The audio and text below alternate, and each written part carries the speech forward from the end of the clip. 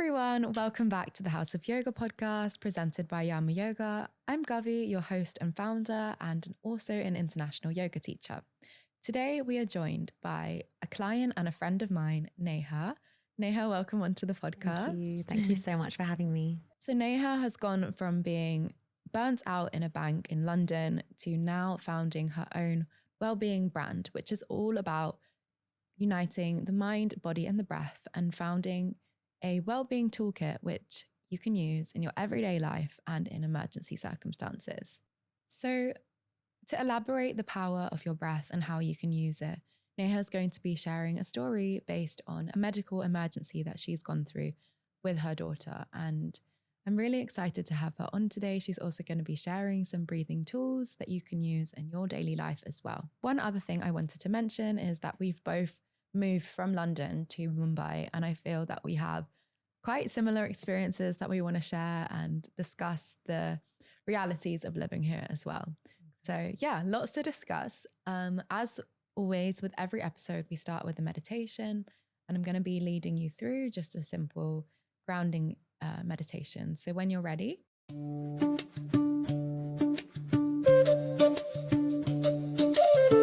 just close your eyes. Or if you're on the go, you can just listen and use this as a moment to slow down, to pause.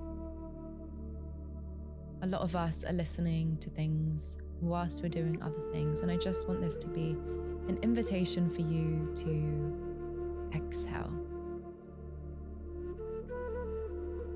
Check in with your body.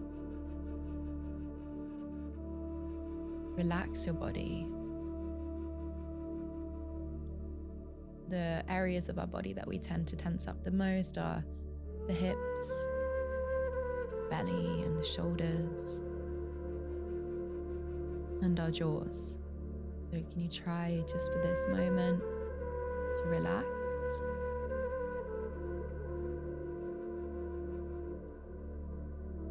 Take a deep breath into your heart space.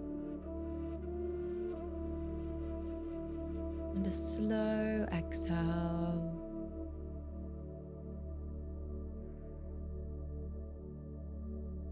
Again, deep breath in.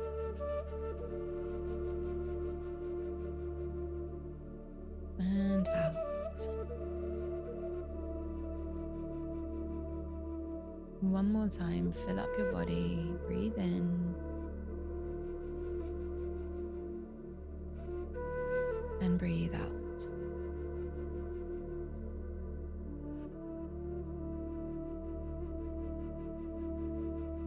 Check in with yourself how you're feeling in this moment. Feel grateful that you have ears to listen to this with, eyes to watch this with if you're watching, and a heart to feel. It keeps you going, but also that you get to feel compassion, love, empathy. We're so lucky to be living this human experience in this body, so just have a moment of gratitude for that.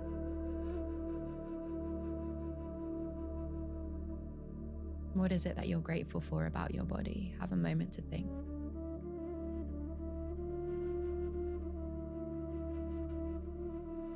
Take a deep breath in and out again.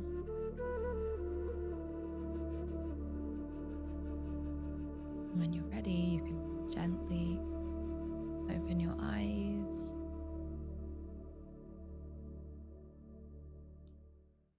Thank you for meditating with us. How are you feeling, Neha? Now I feel really nice and calm. That was really beautiful. Thank you. I'm glad. What do you feel grateful for about in your body? So I've recently had a lot of leg pain, and that's gone over the last few days. Oh. I think more because I was able to exercise more and move in different ways. So this week I felt really grateful for like being able to do that movement without that pain, and feeling like I'm so lucky that my body's able to heal and get back to like feeling stronger. Yeah, that's such a nice thing. I feel like when you have a cold and then you can breathe again through your nose, you're really like, appreciate it a lot more. Yeah. Nostrils. Yeah, and also in this climate, like it's just, I think our noses are actually protecting us a lot, right? They are. So there's so much to be grateful Exactly. for. I want to just dive right into your story. Can you start by sharing, like, how did you go from working in a bank in London to now doing what you do, which is all focused on making people feel better with their breath? Yeah. So it is from one extreme to the other. So Yeah. I studied economics at university in England and went straight into investment banking in Canary Wharf in London. And I think it was that fast pace, that social aspect that initially attracted me from university. But quite quickly I realized how toxic that environment was. And it is all about productivity and FaceTime and hustle. And I just didn't feel aligned really with me, but I felt like I should be doing it. And I was lucky to get one of the jobs in one of these banks. And I think it was, now looking back, I know that it was societal pressure. Yeah. And like that conditioning of like, you should do this, you should push harder, you need to go faster, you need to make more money. So I think I kind of just went along with that rat race for such a long time. But deep down, I knew that this is not me and this is not what I want to do. It wasn't fulfilling at all. And along the way, I was there for almost a decade. I think it chipped away at like my essence, my creative soul that was like waiting to get out. And then I fell pregnant and had my daughter. Now, the kind of environment I worked in, it's really not conducive to having children at home. Right. And I didn't want to be one of those parents who kind of never saw their kids. So I changed to a different department. I stayed in banking, went down to working 4 days. And I was in like the women in banking teams and would try and recruit more women. And really, banks were really trying to push that. But when it came to reality of supporting you to look after your family and support your career, it just didn't work at that time. And I was working 4 days a week, but I was heading up 2 departments and I was there for all the meetings, even on my days off. And then I remember the COO at the time was like, "Oh, you're still here." And I just had this weird thing where I was thinking, I'm putting so much of myself into this, but it's not being appreciated and rewarded in that way. And that was, I think, the final push to be like, this is not the place for me. Like, this is not what I am here to do. And then I had twins. So I had 3 kids under 3. And then that was the final straw. I decided I'm not going to go back to banking. But I think in that whole process of becoming a mother and leaving a career that I'd worked really hard, like I was up for promotion to director level, I kind of lost myself in that way. I lost my voice and confidence in my voice, and I doubted myself a lot. I was surrounded by a lot of, it was mainly men in the industry at that time as well. So very male dominated, very ego driven. I remember my first boss telling me I was too nice, that I was never going to survive in that world. I've heard that comment before. Someone told me, "Oh, you could never be a CEO because you're too nice." Too nice. What does that even mean? Why can't people be nice? Exactly. And run a business? So I think it was lots of these little things that built up, and I just realized I was running on autopilot. I was a zombie, basically, commuting to work, performing. I was doing well, and on the outside, it looked like I was succeeding. You know, that version, someone else's version of success, that wasn't mine. But on the inside, honestly, I was numb. And it took me a long time to realize that. And I think in a weird way, having children, for a long time, I thought, oh, look, now I've lost my career. Who am I? Like, I didn't want to be a stay-at-home mom, to be honest. I felt really lost. And there was a time when I realized I had my mom, my mother-in-law, I had people around me to help, 3 young kids. Like, our house was always busy and bustling. And I did love that. I have a big family and they're a big part of my life. But in a weird, ironic way, I felt so lonely. I felt so disconnected, even though I was constantly surrounded by people and I had so much love and all the stuff around me. I wasn't connected internally anymore, and I couldn't connect to others then in the same way. And it was only through my first breathwork class, which I came through completely by chance, that I felt that inner connection again. And that class basically helped me realize, and I heard my own voice again after such a long time, that I was had no idea that I could do this with my breath. And it was almost that switch and that spark that like just really relit that inner flame for me. And I was like, this is what I need to do. And this is what I need to show people. And I went straight into like geek mode of like, I need to learn everything about why is this working? Why is this happening? When we breathe in this way, what's happening in our brain and our body? And I went really deep into like the science of the nervous system and studied polyvagal theory and qualified as a breath coach. And initially it was more for myself. And I believe that if you know why something works, or if you're really aware, you're so much more likely to just embrace it and enjoy it, and it will really work better if you know why. Because I remember I grew up with my grandparents and they would do Kapalbhati and Anulom Vilom and get us to do these breathing exercises. But we never really knew why or what was it for. No one ever explained that to us. And I remember as I was learning, I just kept thinking, why are we never taught this? Why are we never taught about self-regulation and emotional regulation? And so, to be honest, breathwork came to me at a point where I really felt like I was drowning. And it just helped me to reconnect my mind back to my body and feel present and safe in my body again. And that is what I've spent the last 10 years dedicated to in terms of helping my, doing it with my children, and then creating kind of a wellbeing toolkit for children and now adults. Yeah. And now I'm in Mumbai teaching breathwork. Amazing. I have to say, like, a lot of Indian, let's say, grandparents or from that generation, they tell you, okay, do this thing, do that thing. Like, I know my nanny has been like, chant this mantra or this. And I'm like, but why? And I've always been like, my family know me as this kid who's like always asking why. And they never, like, some of them know the answers, but a lot of the time they don't know the answers. And I feel like for us, like, we just want to understand, because then we will do it.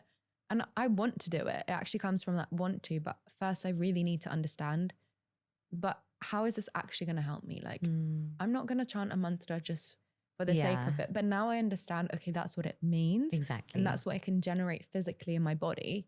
Now I want to do that. But without that explanation, it's just, there's no incentive to do it. It doesn't mean anything. Yeah. And I think now we're lucky, our generation's lucky that there is so much more research and science-based evidence that shows, like through MRIs and ECGs, and they've shown that how much meditation actually changes your brain, what happens to your brain waves when you like chant Om, for example, the frequency of Om, what that is doing to your heart rate and your blood pressure. Like, there's actual research that shows that now. So talking about the breath, why are people breathing wrong?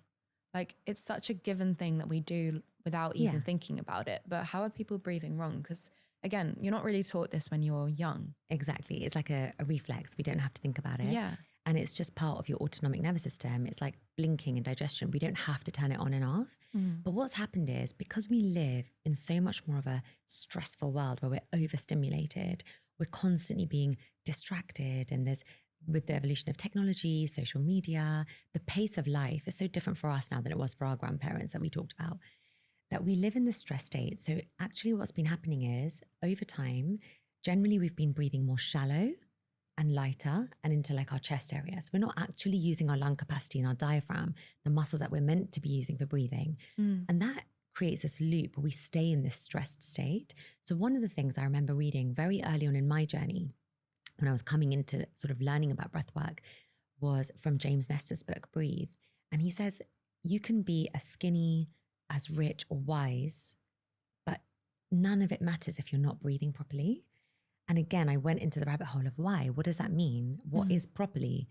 And it's essentially what, we need to call it intentional conscious breathing, where we need to breathe a little bit slower, a little bit deeper, and create more of a nice rhythm with our breath. And so the first simple thing that most people can do is making sure that you're inhaling through the nose and either exhaling through the nose or exhaling through the mouth. It's really important that we inhale through the nose. And you mentioned just at the beginning that it's protecting us, right, in this environment, especially in Mumbai, which is really high pollution, because our nose has little fibers that filter the air. So firstly, we're filtering out airborne bacteria and viruses and things. So you're protecting yourself from inhaling those things rather than gasping and breath. You're slowing down your breath when you're inhaling through the nose. So you're creating a little bit of friction in there. So it slows down your heart rate, keeps you in more of a balanced, like homeostasis state. And breathing in through the nose is the only way our bodies can create nitric oxide. So nitric oxide helps your vessels to dilate and helps the absorption of oxygen through the body. So it helps your circulation, helps oxygen to reach parts of your body that you need. So you're less likely to feel fatigue or tired or brain fog, actually, if you're breathing through your nose, counterintuitive because you're breathing slower, but the absorption of oxygen is much better. So you want to breathe in through your nose and also bring the air right into the diaphragm, so where the belly button is. And again, when I start my breathwork classes, it's almost like we're undoing some of the learning. Like we've been taught through exercise classes that suck in your belly and hold it in tight. Yeah. And actually by doing that contraction, we're not allowing ourselves to breathe fully to our full capacity. Yeah. We're not even breathing in enough oxygen. So really bring your breath right into your belly area. Mm-hmm. I often have this with me, it's just my breathing ball. But I often say to people, when we think about taking a deep breath, people go and hunch, the shoulders come up and the chest inflates. And we're not actually breathing into the diaphragm at all. So when you take a deep breath next time, I want you to imagine that it's like a 360-degree expansion. So as you're breathing in, you're really expanding your belly and your lungs. You want to feel that you're creating space inside. And as you exhale, you let your belly rest. We're not doing any contractions. We're not trying to pull anything in. So deep inhale to expand. And there's a rhythm that's been shown through research called coherent breath, where you just breathe in for 5 and out for 5. And by taking that simple, slow breathing, even just 1 minute of that kind of breathing can just restore balance in your nervous system. That's amazing. I have a lot of clients who are like, but I can't breathe into my belly. What would you say to them? Okay. Yeah. And it is hard because it's like waking up a new muscle. So if you haven't been to the gym for a year, you wouldn't walk in and just pick up 100 kilos or, you'd warm up your muscles. So one of the best things you can do is keep one hand on your navel and one hand on your chest. Yeah. And kind of sit in or even lie down or be in a supported position that feels open for you. Yeah. Because again, most of us, unfortunately, are hunched over a desk or spend a lot of time in the car. So our posture's not even open. So the first thing I would do is roll your shoulders back, put one hand on your navel, one hand on your heart. Now, when you think about breathing into your belly area, just visualize the air coming really deep down inside and pushing this hand away. So you should really try and feel like you're pushing that hand off. And we do this with children actually when we're teaching them to breathe by putting a little teddy bear or something on their belly so that they can feel the rise and fall. When you have an object to focus on, it really helps you visualize that breath coming lower down. Yeah. And again, keeping one hand on your heart space brings you immediately into a state of calm that you can focus into your body. Yeah. And you're ensuring that your hand here is not moving and your shoulders are not moving. Yeah. So it's really trying to wake up that muscle and give yourself a little massage, but just really visualizing that movement into that lower part of where your navel is. I feel like I teach my clients similar kind of thing, like do this dirga pranayama, we call it. Lying down if you can't feel it into your belly. But I think it's such a good tip to imagine that you're pushing your hand away or having an object there. So that's a really great tip. Yeah. So we've spoken about why we need to breathe properly and why we're doing it wrong. What would you say are 3 takeaway tips for people to integrate breathwork into their daily lives? That's a really good question. I think keep it really simple and basically habit stack it with something that you're already doing, because you can go to a class. Like it's great to go to a yoga class every week or come to an IMD breathwork class, but it's what you do daily that really matters. Yeah. And our nervous system is obviously primed for survival, but it loves patterns, it loves rhythms. And sometimes those patterns are actually not good for you, but the nervous system will always go back to something familiar, even if it's not necessarily something that's good for your overall health. So if you can create a daily ritual or tag it with a habit, for example, you brush your teeth every day without thinking about it. Yeah. What we need to do is try and integrate the breath. So it's not another thing for you to do. Like people are really busy. We are all overwhelmed with the amount of things that we have to do. So not trying to create another thing for your to-do list. It's saying, okay, every day when I brush my teeth, I'm going to do a minute of breathing. Yeah. Or I always say one of my favorite ways of helping my clients do this is you plug your phone into charge every day. I bet everyone does it at least once a day. And most of us plug our phones into charge at night before we go to bed, right? And hopefully not in your bedroom where it's going to distract you and you shouldn't be scrolling in bed at night, even though we're all guilty of that sometimes. But make a promise to yourself that the next time you plug your phone into charge, recharge yourself by taking 5 deep breaths. And it's as simple as 5 of those deep coherent breaths. Yeah. Just close your eyes and put your hand on your heart and your belly and just take 5 intentional deep breaths. You don't have to try and remember complicated breathing exercises or patterns, we will go through some of those. And I'm sure, and you teach those beautifully in your class as well. But I think sometimes people overthink and we put ourselves off. And especially, look, we're in January. Yeah. I'm sure so many people have set New Year's resolutions. And there's this whole joke that by the third week of January, you've kind of given up on that already. So keep it simple. Just do 5 deep breaths whenever you charge your phone. That's one way. Take 5 deep breaths every day after you brush your teeth. And one of my favorite ways that I've been doing recently is, especially at night, most of us have a little bit of a skincare routine, like, right? Mine is not anything complicated, but I put serum on when I go to bed, or like a night cream, and I keep it by my bed. And you're going to massage that into your face. So now I've integrated doing that massage slowly, because I used to just put it on and you want to get into bed. But now do it really slowly and intentionally. You get a bit of lymphatic drainage in there as well, but do it while you're breathing. Do your 5 deep, slow breaths while you're breathing. And at bedtime especially, you can do the 4-8 breath. So you breathe in for 4 and you breathe out for 8. And we call that a reset breath. And that is really good parasympathetic breathing. So it brings your system into down regulation, stops your mind from overthinking, lowers your heart rate, your blood pressure. So as you're doing your kind of facial massage, putting your eye cream or whatever other self-care that you're doing for your skin, do it with your breath, so that before you get into bed, you're relaxing your whole system. That's amazing. Which then gets you to have a deeper sleep. Exactly. So it'll help your sleep quality, your skin, digestion. Okay, so great. So we have 3 times where we could do it. That is quite easy to do. So when you're brushing your teeth, when you're doing your skincare routine, and when you're recharging your phone, also recharge yourself. Exactly. I feel like that's so easy to do, doable. actually. Yeah. Because some people get really intimidated by the idea of like, okay, I need to do 10 minutes of this every day. But if you're doing it alongside something, I love the habit stacking thing as well. And I think I found, like, I remember because I had, the twins were not even 1 and Suri was 3. And I used to wake up and obviously had no sleep at night. And I tried reading the 5 a.m. club, and I had this whole idea that I would wake up and meditate. And I think sometimes, again, we put ourselves off because it's not the perfect conditions or it's not the right time. Yeah. But I would say it's never too early and it's never too late to start any of these rituals. Yeah. And you've got to find something that works for you. So when my kids were young, I didn't have that luxury of waking up an hour before the kids and doing this meditation. I just couldn't do that. So I'd do it with them. And I found a way to do it with them. And we'd play music and we'd light a candle and we would either focus on that or I'd give them one of these breathing balls.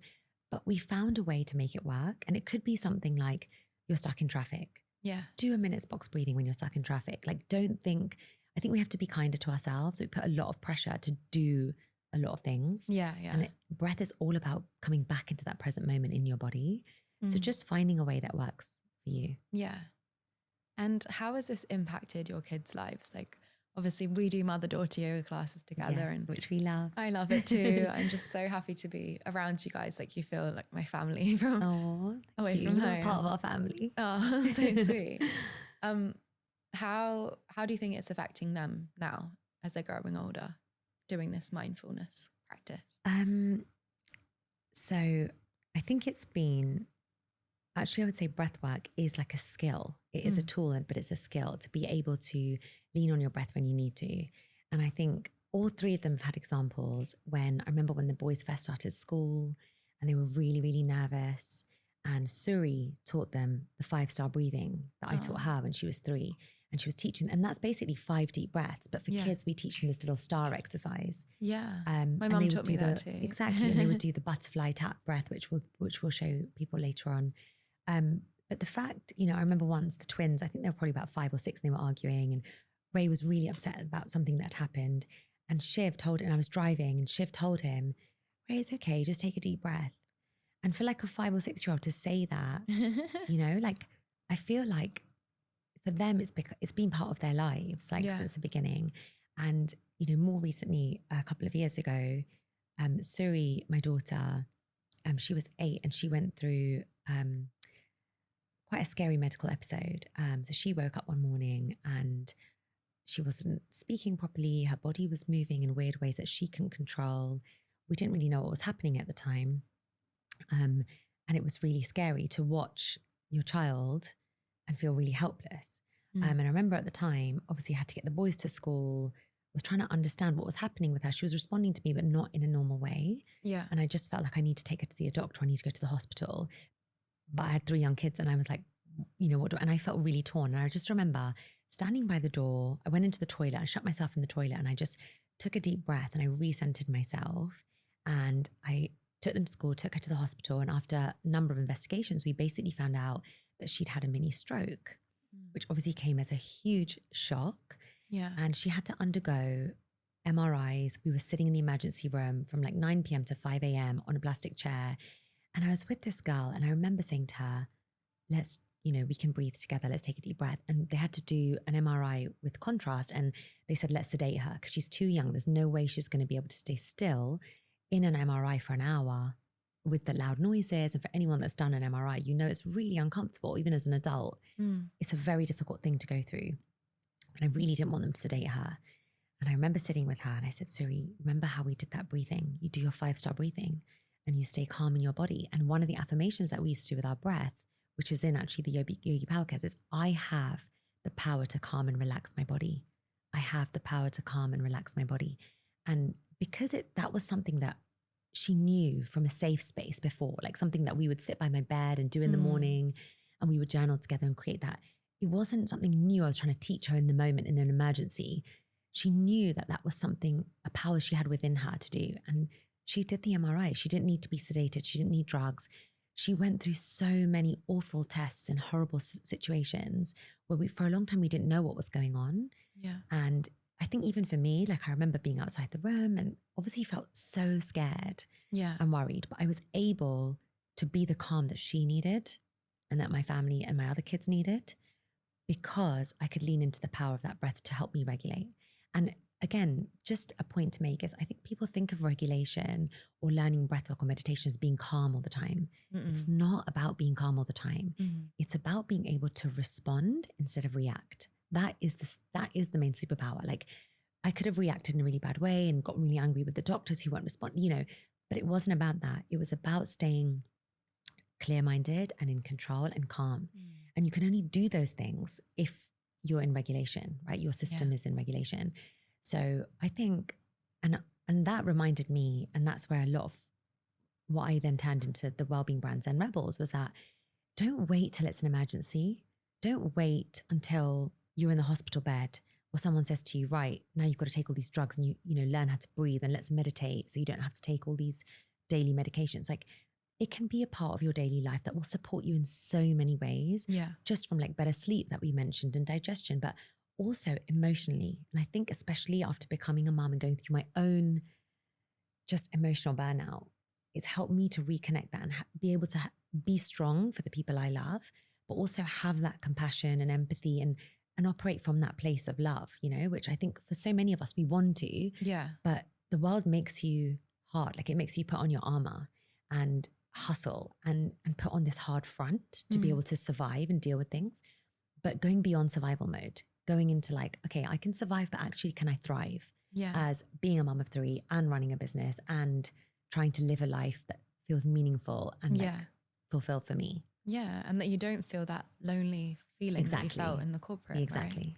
You guys are firstly so brave, but also I feel like that is because of knowing how to be in those situations, which you said comes from not using it in only for emergencies, but learning it before that. So then you can kind of tackle everything. And I feel, especially giving that to your kids from such a young age, you are firstly obviously giving them a toolkit, but you're really laying the foundations for them to be such amazing humans. And I feel I hope so. They're going to be helping people as well. They don't maybe know it yet, but like, you know, like Shiv and Ray already helping each other, like in that one example. Exactly.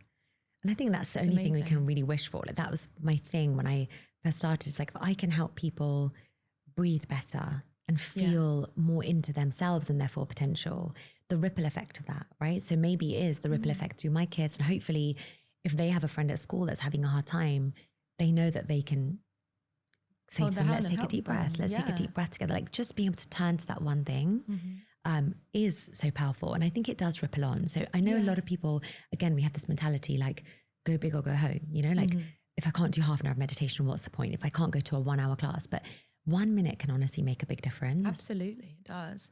Even I take the time like in a rickshaw here in between things.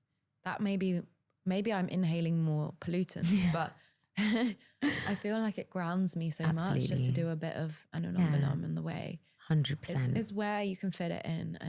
And especially in a city like Mumbai, like both of us obviously moved from London, but Mumbai is overwhelming. Yeah. It is overstimulating. It's a sensory overload. And I recently had a lot of family here from London, New York and Australia. And they did feel, you know, really like, how do you deal with this noise? How do you deal with the constant beeping? And I think we found a way, and I always say this to the kids, that we create our own bubble of peace. Yeah. So one of our breathing exercises is create that bubble of peace around you, because it's not about being numb. I was numb, and you can numb things out, and many of us do. Like when we often sit and watch Netflix, we scroll, that's actually numbing tactics, right? We're just distracting ourselves from reality.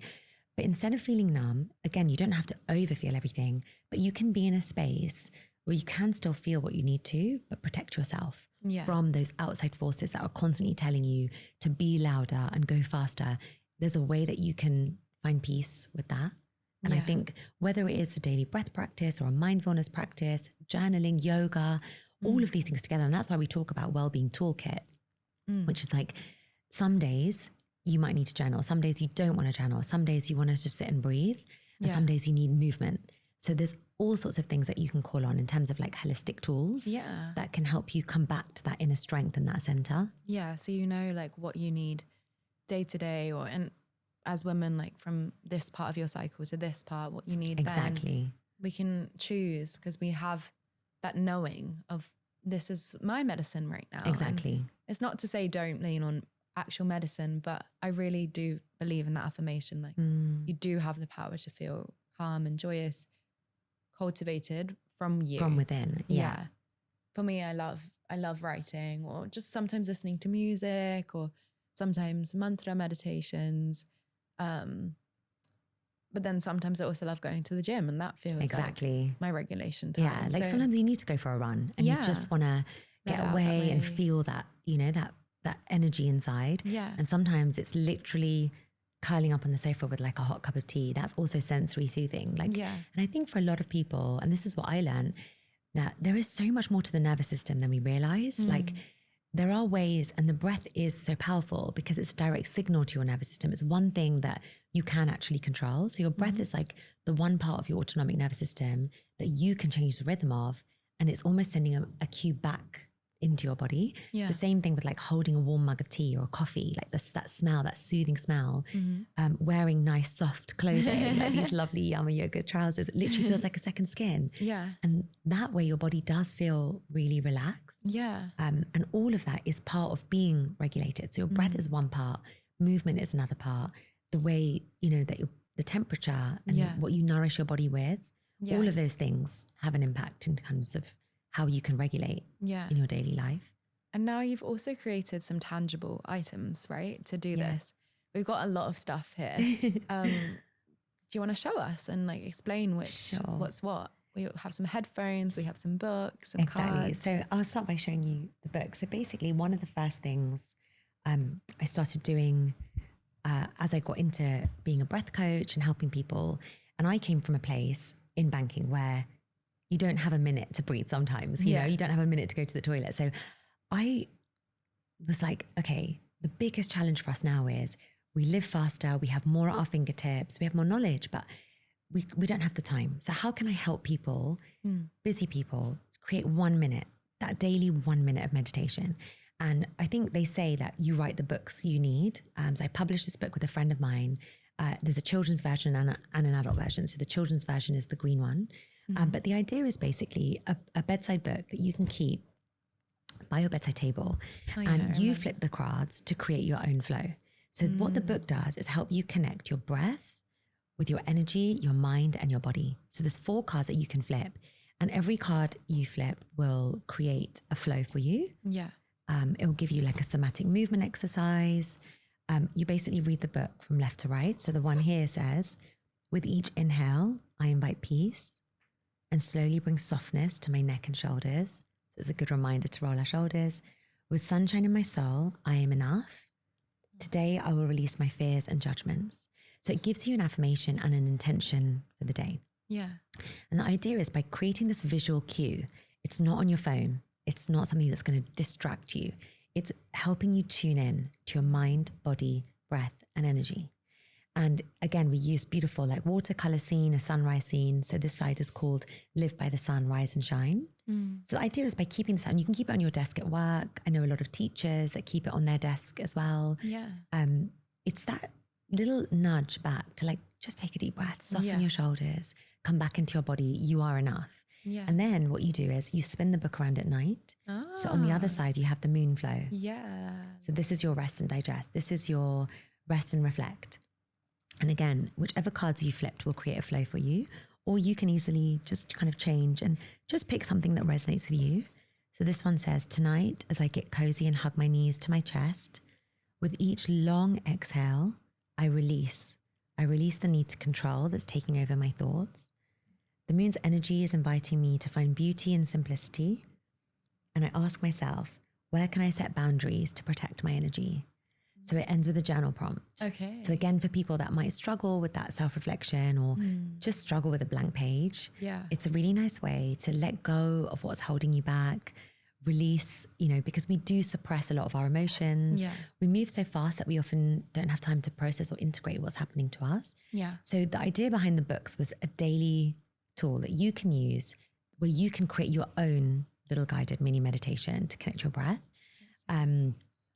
The other one was a yoga game for kids. Let's reach over and grab I this. also think, by the way, that last one, if you don't have time, if you don't like journaling, what it does if you're reading that before you sleep is plant that seed. So your subconscious might start thinking about it whilst you sleep.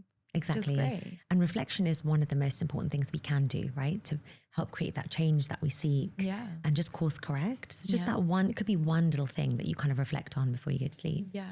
Lovely. So and then we created a yoga game for kids as well called Yogi Power. Because again, as I was raising my kids in London, I just felt like I bought these yoga books and cards, we tried classes, but nothing really engaged them or connected with them.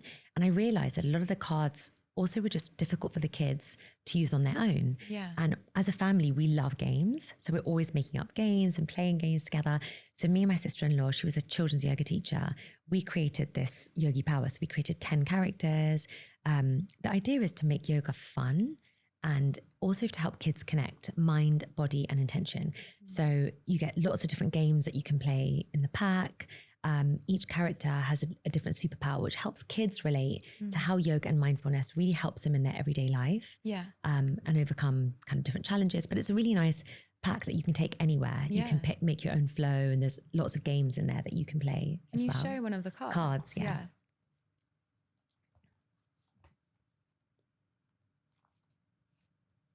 So the box comes with 50 cards, and you get little stories about each character. So what their superpowers are, what their strengths are, and how yoga and mindfulness has helped them in everyday life. So there's some characters that struggle with sleep or perfectionism or, making friends, and how yoga and mindfulness and these games have built their confidence. So you have different things in there of how to do the poses, little affirmations that go with it, so aligning mind, body, and energy, but things like breathing exercises.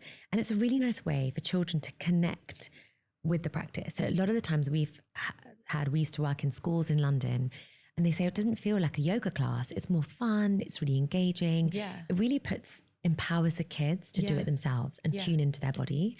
So there's lots of different games. And because I know as a parent myself, that it's sometimes hard to engage kids and keep them off screens.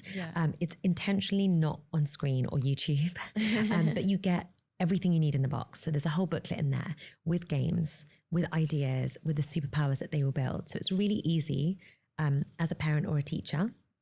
And we went around to schools in London, and a lot of teachers are using these as part of like mindfulness and regulation in the classroom, which I think is so important. Like schools really need to integrate that into their daily life. I really love it. And you actually gifted me with one of the boxes. Yay. And I've tried it not only in our classes, but also with some other kids. And like you said, it was really empowering because they were kids from like 5 to 10 years old, and they were just picking out cards and making their own sequence and then teaching with that. And it's just so fun because they get to be creative, but they're still doing something really mindful. Exactly. And I think you've explained it really well. Like even as an adult, And even as a yoga teacher, I'm still learning It's things fun. and looking through. It's really nice what you've made. Thank you. And what about the headphones? What are those for? So one of the newest kind of breathing techniques that I've launched here in Mumbai recently is called IMD Breathwork. So the way this works is we combine an ancient breathing technique called conscious connected breathwork, which is designed to help you release stored stress and suppressed emotions from the body, with a really intricately designed soundscape. So more like digital modern day sound healing, which you listen to through specially designed headset. And the third element is stress relief therapy. So the three elements together create this unique environment where you wear this noise cancelling headset and an eye mask, and you're guided through the soundscape, which combines breath with sound and stress relief therapy. And one of the most powerful things about it is it puts you in your own zone. So for many of us that go to group classes, now sound healing has become really popular, especially here in India. But you're very conscious of how someone else is breathing. Like someone else might be snoring in the room, or you start coughing and you feel embarrassed. You want to move your body, but you don't feel like you can, or you're going to touch someone. So I think for a lot of us, we struggle in today's age to actually tune in. And I don't mean zone out, like we do zone out a lot, but really tune into your own body and listen to your own breath and understand what's happening in our body. And with IMD, it really, really helps you to do that. So for anyone that really struggles with various forms of meditation, I tried so many different things. And until I found breath work, I just couldn't sit still. I didn't feel safe enough to really relax. My body felt really tense and I just felt really fidgety and restless. And we found that with IMD, even people that really struggle to meditate or rest or recover or don't have time have found that it's such a deep reset for them. When we say stress relief therapy, we're talking about somatic release of stress, which can often include shaking, screaming, crying. It's your body's way of letting that go, because what we hold on to, we might think, oh, it's not in our conscious mind, we don't think about it, but we've suppressed it, and that stays in our tissues, in our fascia. So that knot in your shoulder, the tight hips, your body is trying to tell you something with these symptoms. And through this somatic type breath work with the power of the sound together, it's a really beautiful way of helping you to release and reset your nervous system. Yeah. Awesome. And you're hosting sessions around IMD. Does IMD stand for anything, by the way? Yeah, so IMD stands for immersive multidimensional breathwork. Okay. So again, because it's immersive multidimensional because of the headset, but also the way the sound is designed. So it's not just like background music that we play. The founder, Brendan, was a sound and creative director, and he went deep into the science of sound. So he uses solfeggio frequencies, binaural beats. The whole soundscape has about 25 different layers of coaching and guidance. So it's really designed in a way to help you reach that theta brainwave state so that you can really quieten down that overthinking voice in your brain. And so it's the science behind the breath and sound that comes together, which makes it really powerful. I would love you to show us one of your breathing techniques that we can integrate into our daily lives. Sure. So one of our favorite techniques at home, and I do this with the kids I mentioned earlier, is a somatic technique called the butterfly tap. Okay. So it's a really beautiful technique to help you just feel balanced again. So it could be that you feel really scattered, that you feel low energy, that you feel really stressed and you want to bring yourself down. It could be like before a meeting or a pitch. It could be while you're stuck in traffic on the way home and you're going home to see your family. Really nice way of rebalancing your nervous system.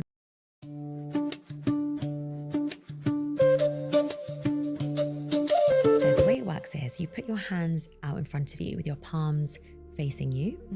Then you cross your hands over and interlock your thumbs into this butterfly shape. Now place your butterfly just under the collarbone, so over your heart space. So your thumbs are over your heart space, your hands are just below your collarbone.